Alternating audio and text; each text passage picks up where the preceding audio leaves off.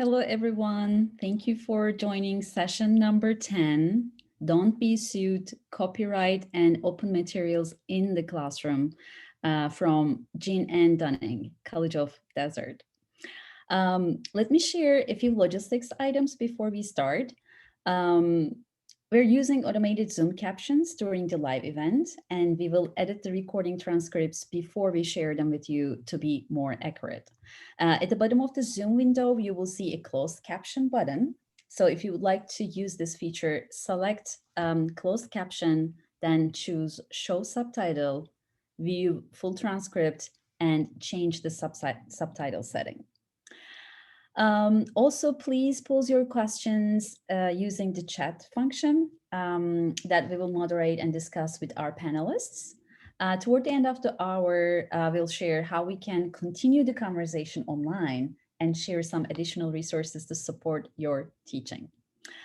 Now, I'd like to hand the microphone over to our presenter, Jean Ann Dunning, and we're very excited to listen to her great presentation about copyright and open materials. Jean?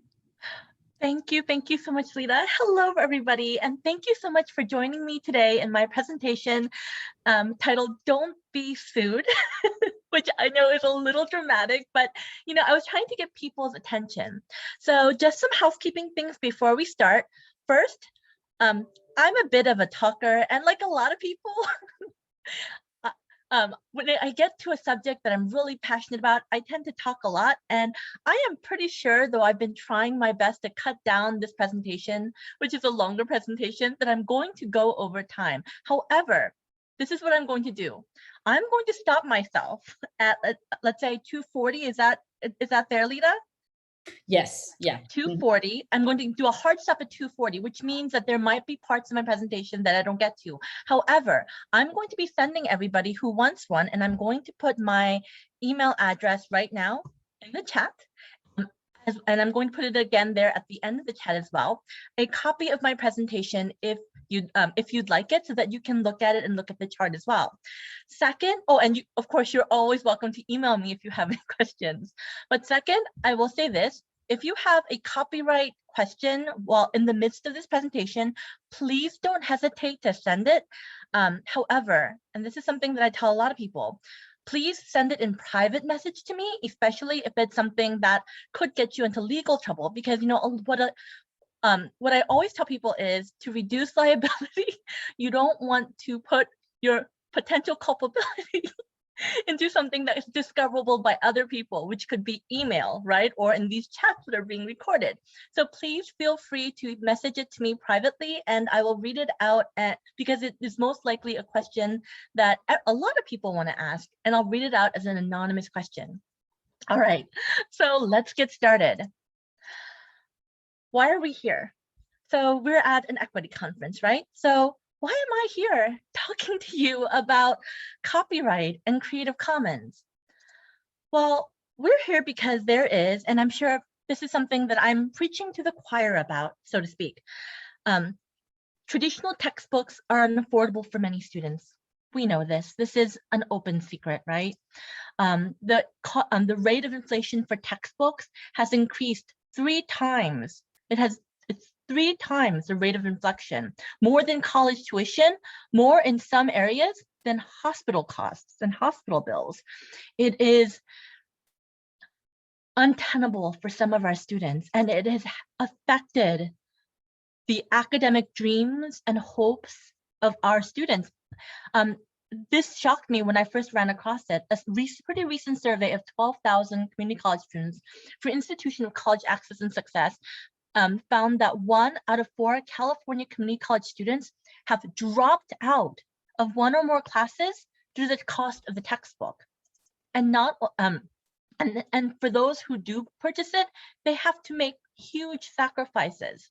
These are real quotes from CCC students. And some of these, I must admit, when I read them, it made me cry. One student wrote, "I just bought a math book, which means I won't be able to buy groceries for 2 weeks. I've taken this semester off because I can't afford books and supplies." So some of our students are having to make this insane choice between eating and their health in order to afford not just textbooks, but some of the other required materials for their classes. In fact, this is actually an equity issue, not just affecting our most socioeconomically disadvantaged students, but this disproportionately affects our students of color. 41% of Hispanic students have decided not to take a course due to the cost of the textbooks, and 60 to 65% of Hispanic and African American students never don't buy the textbook at all, simply because a lot of times they can't afford it. And that is beyond a shame. It is, I can't even tell you how much that affects me when I listen to these stories, because we know that not having the textbooks that they need will affect their grades and their chances of moving forward in their college careers. So that's where I'm here today to talk to you about the things you can and can't do inside the classroom when you're adopting and using educational materials in order to bring these things free of cost to your class. And these materials might not, and really we're not talking just about textbooks. We're also talking about all of these other materials that you can bring in and use in your classrooms to kind of help mitigate some of this for your students. That being said, I would like to put a disclaimer that this tutorial represents a basic guideline to copyright for educators. This is not legal advice. For legal advice, please contact an attorney, usually your district attorney, or somebody who specializes in intellectual property law, especially for education. All right, that being said, let's talk.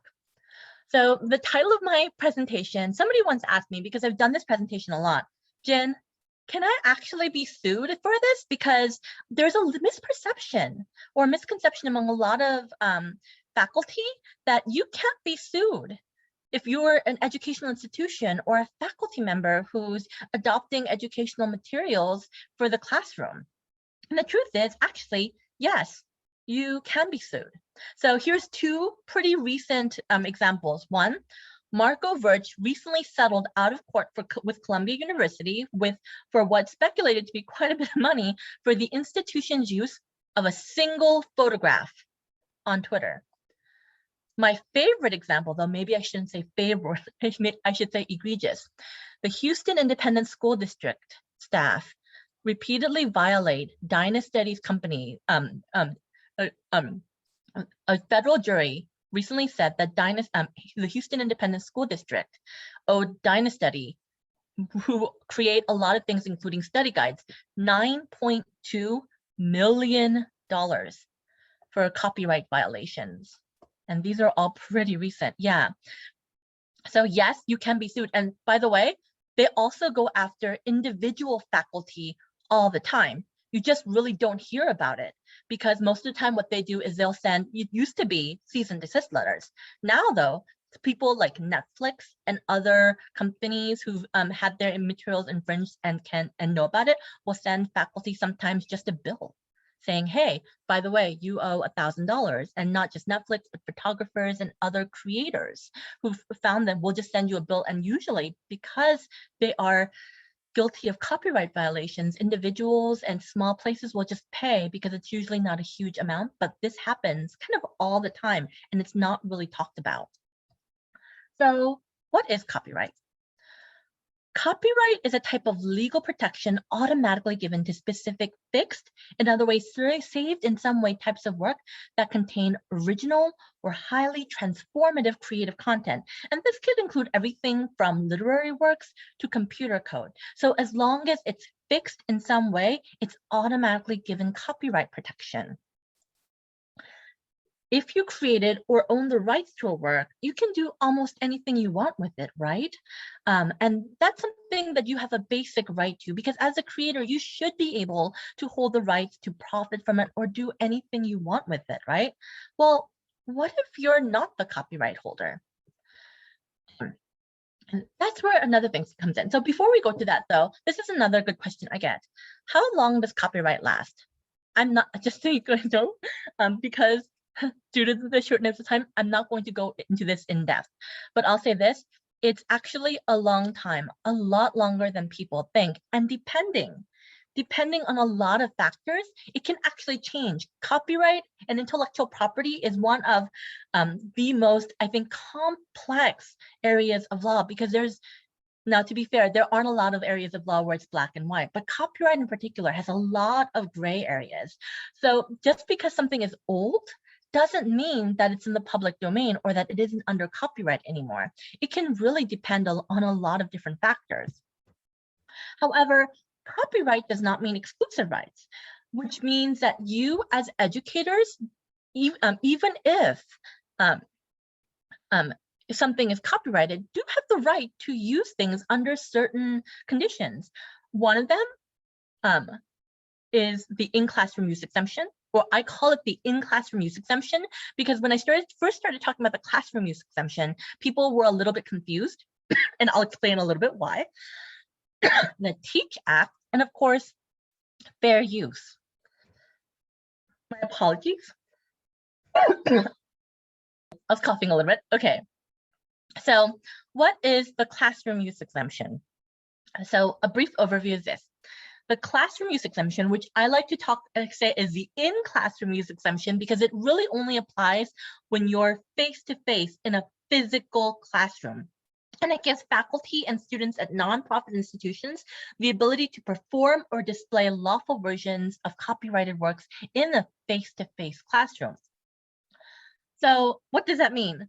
That means that when you're inside the physical classroom, you can play a movie as long as you got it legally. So if you purchased a DVD, for example, or checked out a DVD from the library, yes, then you can play it inside a face-to-face classroom or similar place devoted to instruction. The caveats to this, though, is that the only audience has to be students who are enrolled in the class or employees of the school who have a reason to be there. And again, the copy of the work has had to have been legally obtained.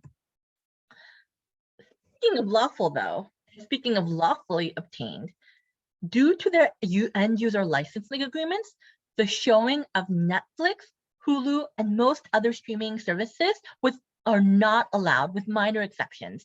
So for example, Netflix recently released onto their YouTube channel a number of select documentaries, which they are allowing educators to stream via YouTube. So because there's express permission from Netflix to stream those specific documentaries, those are allowed. But almost everything else from Netflix, Hulu, Disney Plus, unfortunately not. The in-classroom use exemption also does not apply online to places like, let's say, Canvas, in interactions where people are not face-to-face, like Zoom, to the distribution of copies, in other words, handing out something to read in class, and consumables, in other words, textbooks, workbooks, demonstration videos that were created specifically to be used inside a classroom, because this law was created so that it wouldn't affect the fair market value of things that were created by textbook providers to be used inside the classroom. So there's a marketplace value factor that you have to kind of look at. So again, you can't air anything that was created to be used academically inside a classroom, but everything else pretty much is fair game. So, and the question becomes, but Jen, a lot of us are in the online environment. What if we're online? What can we do then? Well, that's where the provisions of the Teach Act come in. So who is eligible to use it? If your institution is a nonprofit accredited educational institution or a government agency, and you have a policy on the use of copyrighted materials and provides accurate information to faculty, students, and staff about copyright, then the provisions of the Teach Act apply to you. So then the question is, what falls under the Teach Act? Under the Teach Act, let's say over Zoom, you can do entire performances of non-dramatic literary and music works. In other words, you can read to your students a poem. By non-dramatic, really they mean anything that doesn't have a monologue. So for example, or monologue or dialogue or is scripted in some way. So a dramatic, so non-dramatic really means like poetry readings, right? Things of that nature. And musical works, they mean really songs. So you can play a song or read out loud a poem to your class. However, this does not include to dramatic literary works. So what are we talking about when we say dramatic literary or audiovisual works? This can include scripted plays, movies, right? So unlike in the in-classroom environment, you cannot show entire movies over Zoom. That would be a violation of the copyright. And however, under the Teach Act, you can air portions of movies and other audiovisual works as long as it pertains directly to the subject matter at hand and you're showing a reasonable portion, just long enough to make your point across. And the display of these works, even like images, is meant to be an amount similar to typical displays in face-to-face teaching. So again, this does not include, and I'm going to repeat myself several times because I've given this presentation and gotten this question, and I think this is important. None of these ever are going to apply to materials that were specifically marketed for classroom use or for online education. And copies I know or should know are illegal, like you downloaded it from Pirate Bay, right? And by the way, as an educator, especially as a college professor or teacher at a high school, as a degreed professional, you are actually supposed to have a good idea of what's legal or illegal. So saying I don't know is going to give you as much shield as saying that you weren't aware that you were going over the speed limit. So we're expected to know when things are legal or illegal. And this also does not include textbooks, course packs, electronic reserves, and similar materials typically purchased individually by the students for independent review outside the classroom or class session. So let's say, okay, so I've learned a little bit about the classroom use and the Teach Act. What else? What can I do if I need more than that? Well, for that, you would have to go to fair use. And I think that fair use is one of those where people have the most misconceptions about. So to give you the simplest explanation of fair use is the limited, and I'm going to say that again, limited use of copyrighted materials for criticism, comment, news reporting, teaching, scholarship, and research. So fair use. A lot of people, and over the years, I've talked to a lot of other faculty about this. A lot of faculty see fair use as a shield. It's actually not a shield. Fair use is more like a set of guidelines that can help provide a defense against a claim of copyright infringement. So in other words, if you get sued, you can say, well, this falls under fair use. Fair use will not protect you against a lawsuit. So that being said, there's a number of things that you want to think about when you're about to use a copyrighted item for the first time, or even when you're thinking of materials for classes. And this is the determination of fair use takes into consideration 4 main factors. The first is the purpose and character of the use. For example, are you doing it for educational purposes or for commercial purposes, right? The second is the nature of the copyrighted work. Is it a movie? Is it a book? Is it an image? The amount and substantiality of the portion used. In other words, how much of it did you use? Was it just a chapter, a sentence, the whole book? How much of the material did you show? And usually, honestly, sometimes the most importantly, the effect of the use upon the potential market for or value of the copyrighted work. So let's go over this one by one. Before I do though, The US government's Copyright Office has a great circular that I found out a lot of people don't know about. It's called Circular 21, Reproduction of Copyrighted Works by Educators and Librarians. And this is a great guide. It goes into much more detail than what I'm going over here. And I highly recommend that people have it somewhere on their desk or on their computer, just to have it as a reference if you need it. So under fair use, what can I do? First, what should I be doing? First, keep it short. So use only the section or show only the part of the movie, article, book you need as applicable for the class. So these are actually so they've given, you've probably seen this before, a poem lesson of 250 words, a chapter of a book, one illustration, but really the main point is keep it as short as possible, right? Just share the parts that you need to share with your students if you need to. Second, spontaneity. And this is something that a lot of people don't realize. If you decide to use a copyrighted works, you can only really use it once. And that's because the spontaneity factor of fair use is that it goes under the assumption that people were using it because they did not have enough time to get permission from the copyright holder. So if you so that works one semester, right? But if you're using it the second semester, 6 months later, then that, or 3 months later, then that issue of spontaneity, that really doesn't apply anymore. And this has to be, again, at the inspiration of the individual professor or teacher who's teaching the class, because it would be unreasonable for them to be able to get permission within a short span of time while they're preparing for that class. Second is cumulative effect. So what do I mean by that? We mean, what this really means is that it's only for one course in the school in which the copies are made. So this can include just not more than one poem or article or story or essay from the same author, right? During one class term. And there shouldn't be more than 9 instances of such multiple copying for one course during one class term.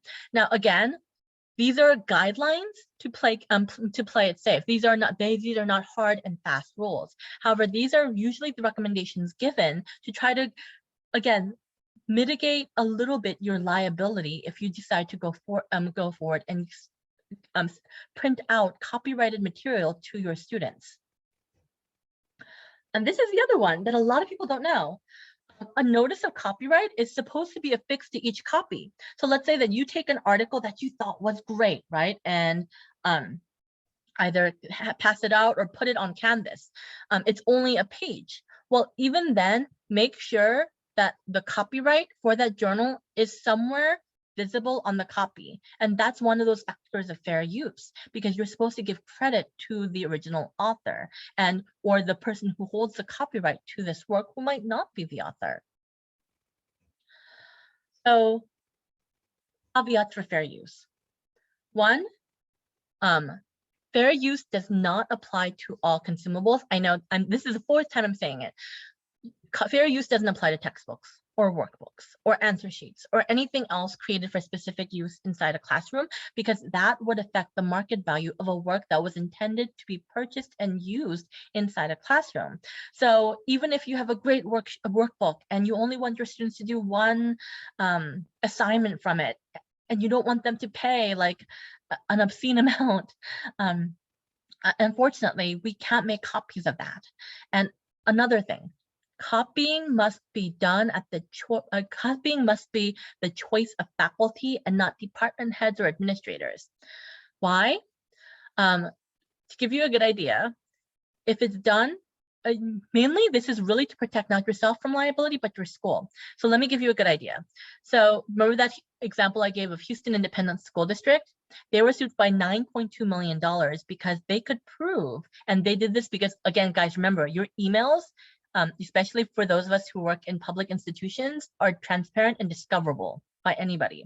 So they were able to obtain copies of emails that showed that this was done at the instigation of not just teachers, but administrators at that institution. And the second that happens, a $1,000 or a few $1,000 lawsuit that might have been aimed at a faculty member or a teacher at a educational institution suddenly becomes a multi-million-dollar lawsuit, right? Which most of our schools, especially right now, cannot afford. And again, and I say this because this is like you cannot use the same item from term to term, from semester to semester. So you can really use things once. So safety tips. Don't make any physical copies to pass out in Canvas or upload an item onto Canvas. So that's what I tell people. Now, I know that's probably being too safe, and it's not possible a lot of times. But what I say is that if the item is legally available online, usually through library resources, because you'll find a lot of times, I was talking to a faculty member who was like, yeah, I uploaded this article. And I said, well, why don't you link out to it at the library? Because they didn't think about the library. A lot of people don't realize that a lot of the articles, book chapters and things that you want your students to read are available through your library, usually through one of our databases, through one of the databases. So that's the end. Not only that, but a lot of publishers have released their things legally online. So if the item is legally available somewhere, send the students to link via email or post it on Canvas as a link. Link out to it, don't upload it. Another thing, when the world is open again and we're all back on campus 100%, put items on reserve at the library so students can access them by coming to a library. Now, I know that sounds a little old school, but it works, right? And there are provisions within copyright that allow libraries to provide reserved copies of items to students. Another thing is give students a citation if you can't find a legal copy, and send them to a librarian who can help them find it themselves. That's what librarians are there for, right? And use textbooks, books, and articles which have been released under a Creative Commons or other open license, which means that you can do pretty much anything you want with that work as long as you adhere to the provisions of that license. Or I should say, let me take that back, that there's a lot you can do with that work as long as you're adhering to the provisions of the license and honoring what the creator has asked you to do. So let's talk more about this. Then let's go forward. What are the kind of things that you can use inside the classroom? Because we know copyrighted works are incredibly restrictive. The solution for me, and I know that a lot of schools are looking at different solutions, are open and licensed resources, which can be not just textbooks, but ancillary materials and additional materials like movies, test banks, things like that. And right now, especially with the advent of that OER, an open movement, there are more and more materials being created by faculty across the world. And so something that you might not have found one semester might be available the next. And this is something that we found over and over again. So what are they? So open resources are flexibly licensed materials that can be used and reused in a variety of ways. Two examples of this are public domain and Creative Commons. So public domain. Public domain are works with no known restrictions on use, even attribution. And so the creators of these works have released them for the greater good, either release them or their copyright is expired. Either way, they're free for use. And these resources can include things that were no longer protected by copyright, released into the public domain by people who want to share their work with the world without any restrictions, and materials created by the US federal government by a US federal government employee in the process of their works. Now, that being said, this is a misconception by a lot of people. Not everything created by the US government or US state government is in the public domain. That's actually not true. There's a bunch of things that is published by the US government and that are not in the public domain. And a lot of things and most things published by state governments are not in the public domain unless it's stated otherwise. So just because it's from the government does not mean that it's a free-for-all. There's a lot of reasons why this could be copyrighted. So you do have to be careful with that one. So for me, my favorite is openly licensed products. So openly licensed are works that are distributed under a license, and there are a couple others other than Creative Commons where copyright holders allow the use of their works under simple licenses. Other examples include Pixabay, which used to just say that they're releasing everything into the public domain, but now has specifically said that they're releasing it under a Pixabay license, which allows use without attribution. And YouTube, which gives limited, and which of course a lot of you probably know that YouTube does release some videos under Creative Commons. However, the standard YouTube license does allow for the use and sharing of work, right, that are not Creative Commons under certain circumstances within their platform. And that's something a lot of people don't think about, because again, unless that were allowable, things would never go viral, right? So one thing I do warn people though, is pay attention to the Creative Commons or other licenses. Why? You can be sued. That first example in that page I showed where I talked about Marco Verch, that's a name you should be familiar with. Marco Verch is a photographer, and this was there were a couple of articles about this that I read recently. Marco Verch is a photographer who has a very popular Flickr page, right? Where a lot of these aren't even photos that he takes himself. There are rumors that he licenses photos from other photographers or has other photographers working for him who takes a number of beautiful photographs. And if you do an educational search with or educational sites with Marco Verch in Google, you're going to see that hundreds, and if not more, institutions have used his photographs because they're beautiful. Well, here's a caveat.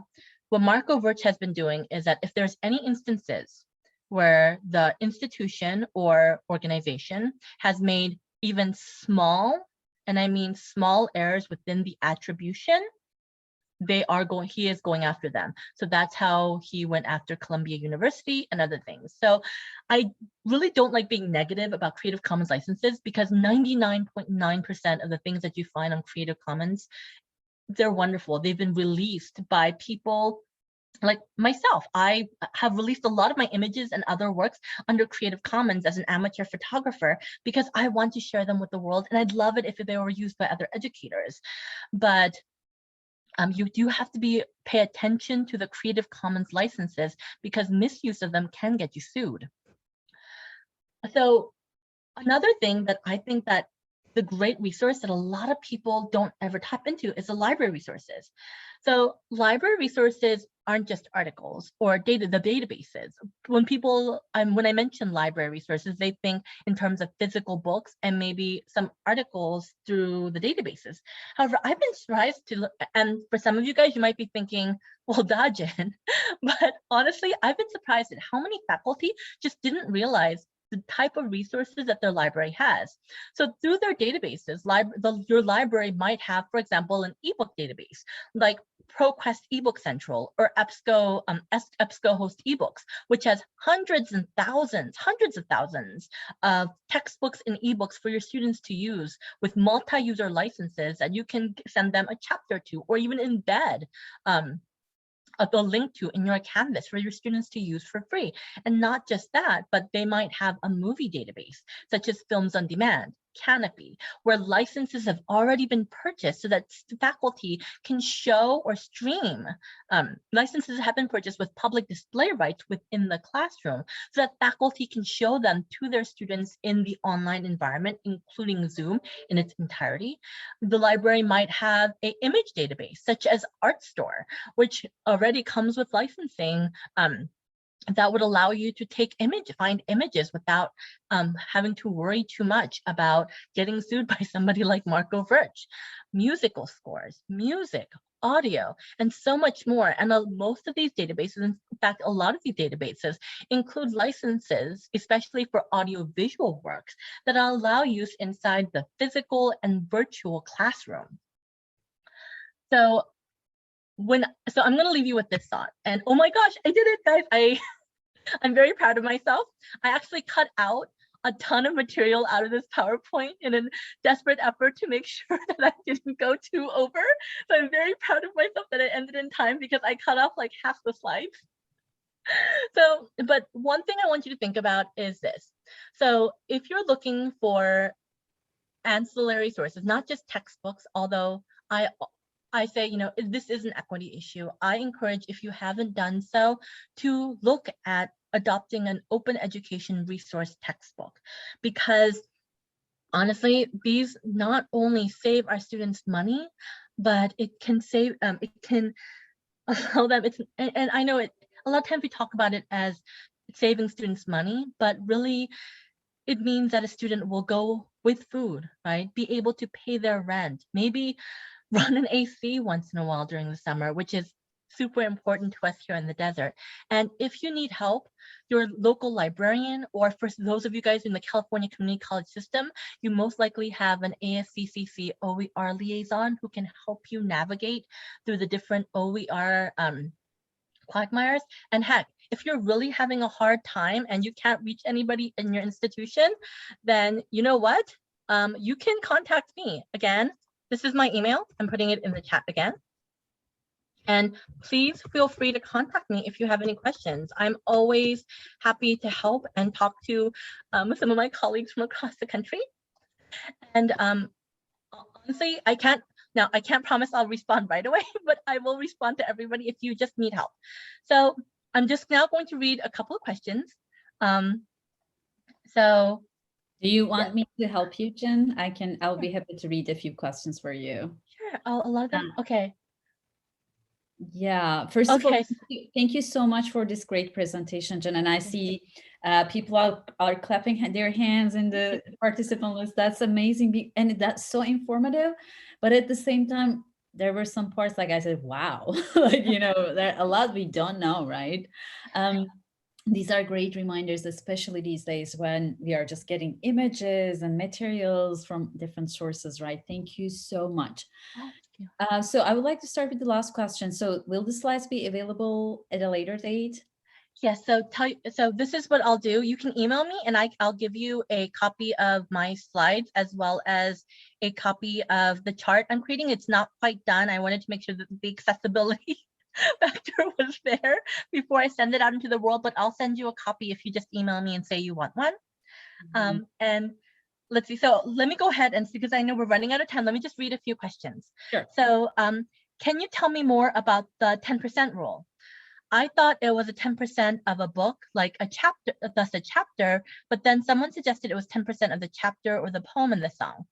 Okay, so this is actually one of the biggest misconceptions. A lot of people think, well, as long as it's 10% or a chapter, that it's fine. That's actually more of a suggestion. It's actually not a rule. It's in the loosest term, a guideline. For example, somebody, and a lot of times, even if it's a short amount, it still means you can get in trouble. And it depends on so many different factors. Like, for example, if it's 10% of a work, but that 10% gave away the entire story, right? Then that's going to be a copyright violation. So it's 10% as long as you're not giving away like the heart of the work, and the 10% that you're using is not going to be expected to affect market value. And so it might not be 10%. So you could get away with using maybe only 5%, or you might be able to get away with using a little bit more depending on your need for that use. But to be on the safest side, it should be 10% or less, I guess, is the best way to explain it. So, okay, so another question. As far as the copying something for more than one semester, what if you're printing and copying one page from a book that is out of print? Is it still covered by copyright? It depends on the book. So if you're copying and printing one page from a book, if we're talking about a book that was 1,000 years old, you know, most likely, yes. However, if it's a book that just is simply out of print, that doesn't mean that it's no longer under copyright. It just means that the publisher might have gone out of business, but that the rights to that book might still be owned by either the author or the company that bought them out. So unless you know for sure, and again, your librarian would be probably the best person to ask about that. Unless you're 100% sure, I wouldn't do it. The other option too, again, remember, you can try to see if you can, either put this one page, if it's really important, on reserve, or see if your institution can purchase a copy of the book as an electronic book. And so that you can have your students go read that book online. And that's another option and something that we've done at our institution a lot. So how does Chegg and other homework help sites get away with posting publisher exam questions, answer keys? Oh, they're breaking copyright. It's like Pirate Bay, right? They're not getting away with it, and they're taking stuff down all the time as much as possible, but because there's so much of it, sometimes it's hard for them to keep up with. So they're not getting, so really it's just a matter of getting caught. In fact, like Netflix and others places actually hired people at some point whose entire jobs it is to just go in to sites to try to catch these culprits. But it's not that they're getting away with it, it's just that they haven't been caught yet. So, okay, so. We have 3 more minutes. Okay, so I'm gonna do one more question. Okay, so the recommendation was to use a link to a paper or document or have on reserve at the library. Perusal or hypothesis to annotate documents. How do these tools fit into copyright? So let's say you want your students to annotate a document, but I'm sorry, I'm not as familiar with these tools, but a lot of times if I have something that I think should be annotated, or there's an example document that I want students to use, I go with things that have been licensed under Creative Commons. If it's something that you really want them to be able to annotate and use, because with Creative Commons, you have more flexibility to use greater amounts of the work or the whole work, or to be able to or to use it semester after semester without reinventing the wheel each time. So thank you. Okay, so yes, and I think that was pretty much. Oh, I was also under the misunderstanding about government publications always being public domain. Can you give any examples of when that is not the case? So yes, for example, I, at a hypothetical institution, had a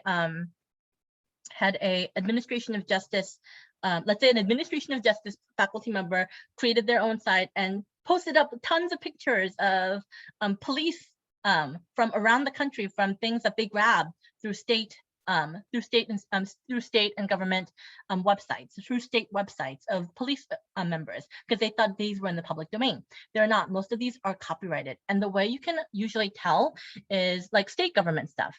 They're not usually under the public domain. Usually you can tell because if you look on the bottom, usually on the right or left corner, somewhere in the footer, it's going to say copyright something something, state of Minnesota, or California Highway Patrol, something along those lines. So you kind of want to look for the copyright notice. And guys, one last thing that I do want everybody to remember, if there's something you really want to use, especially if it's written by by somebody who works in academia, email them and ask them for permission. Really, that's honestly usually the simplest things. I've been surprised how many people have gotten back to me and said, yeah, of course you can use it. So just simply asking for permission in writing, not via phone, via writing, can resolve a lot of these things for you, especially if it's like an article or a book from somebody who you know is an academic and might be willing to and would most likely be willing to share their work. Okay, so we're out of time. Thank you so much again for joining. It was so lovely meeting everybody, even if it was virtually. And again, please don't hesitate to email me if you'd like a copy of my presentation or that chart, or if you just have a question. Right. Thank you so much. And I was going to say, like, thank you for sharing your slides. We're also going to share these recordings on our website too, so stay tuned. Wonderful. And thank you everyone for joining today's session. So let's keep the conversation on our Padlet. So I put the Padlet link in the chat box. Please post your questions or any feedback for this session, for this wonderful presentation on Padlet, and hope to keep in touch with you all later. Thank you so much. Thank you.